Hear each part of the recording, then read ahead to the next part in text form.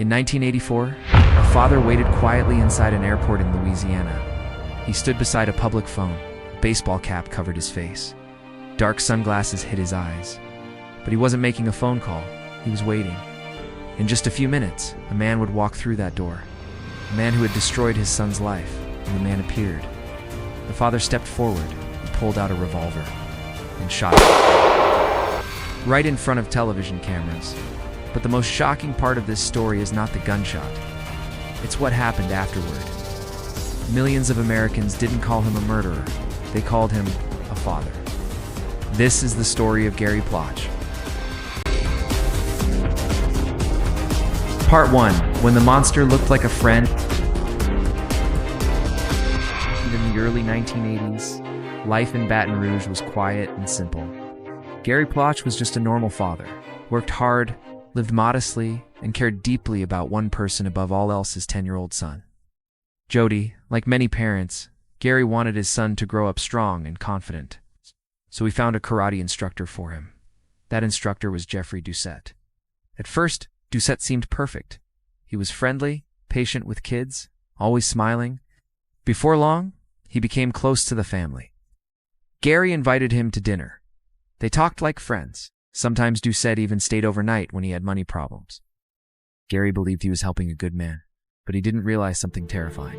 He had just invited a wolf into his home. Part 2. The betrayal begins. Gary Doucette spent many hours with Jody. At first, it was just karate lessons. But slowly, Doucette began building a deeper connection with the boy. Children trust easily, especially when someone constantly praises them.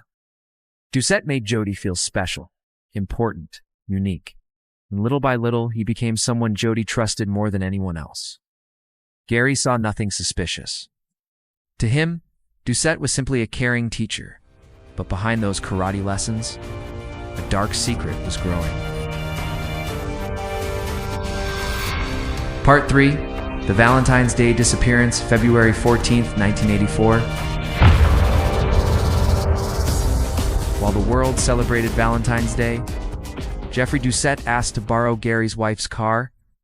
He said he wanted to take Jody out for a short trip. Gary trusted him, so he said yes. But when night came, the car never returned.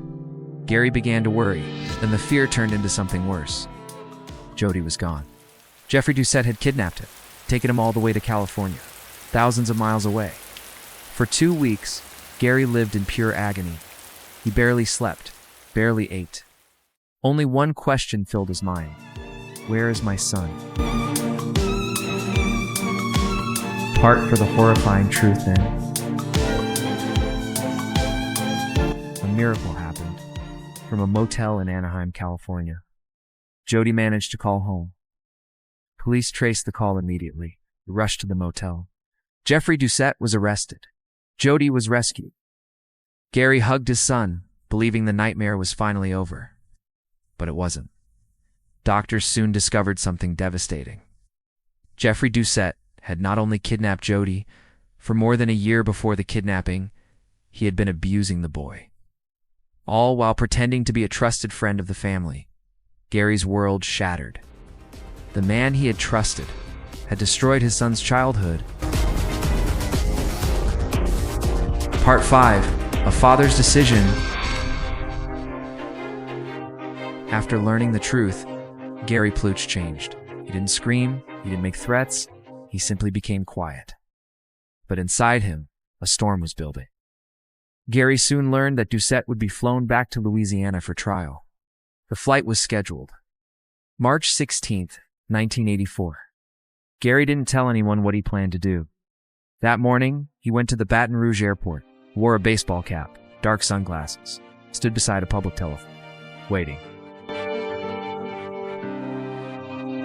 Part 6. The shot that shocked America. Reporters were already there. They wanted to film the criminal being escorted through the airport. Cameras were rolling. Then the door opened. Gary Doucette walked out surrounded by police. His hands were handcuffed, but his face showed no fear. As he passed the phone booth, Gary Plauche turned.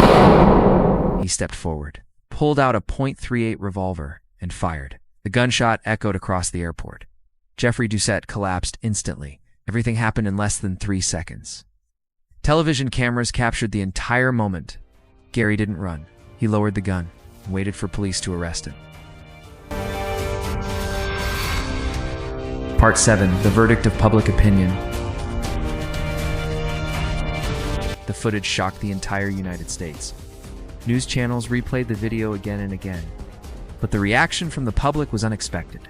Instead of anger, many people felt sympathy. Thousands of letters were sent to the court supporting Gary. In the end, he pleaded guilty to manslaughter.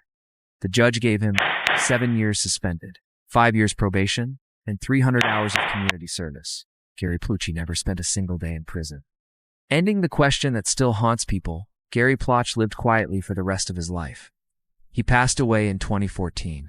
His son Jody later became an advocate for victims of child abuse. When asked about his father's actions, Jody once said, "Maybe it was illegal, but my father protected me." Gary himself rarely spoke about that day, but when someone once asked him why he did it, he answered with just one sentence: "If someone did that to your child, you'd probably do the same thing." And that question still divides people today. Was Gary Plauche a criminal or a father delivering karma? What would you do?